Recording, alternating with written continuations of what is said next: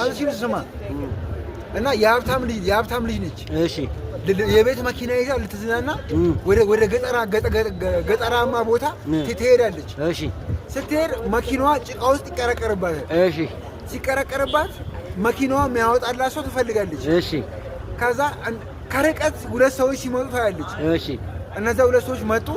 መኪናዬን ከጭቃ ውስጥ አውጡልኝ አለቻቸው። እሺ ስትላቸው ካልነካንሽ አናወጣልሽም አሏት። እሺ ብር ሰጣችኋለሁ አውጡልኝ አለቻቸው። አይ እኛ መንካት ነው የምንፈልገው ካልነካንሽ አናወጣልሽም አሏት። እሺ ንኩኝ አለች። ንኩኝ ግን እንዳላረግዝ ማለት ነው። በኮንዶም ንኩኝ ትላቸዋለች። እሺ ይላሉ። ሁለቱም በኮንዶም ይነኳታል። አንዱ ኮንዶሙን ቶሎ ያወልቃል። አንዱ ግን እዛው ታረግዛለች ብሎ ፈርቶ ኮንዶሙን ሳያወልቅ እዛው ላይ አስቀመጠው እና ሱሪውን ለበሰ። እዛ መኪናዋን ሆፕ አድርጎ ካወጡላት በኋላ ማለት ነው እሷ በሰላም ሄደች። አቡ እባክህ ካረገዘችም ታርግዝ ኮንዶሙን ላወልቀው ነው አለ። አላወለቀውም።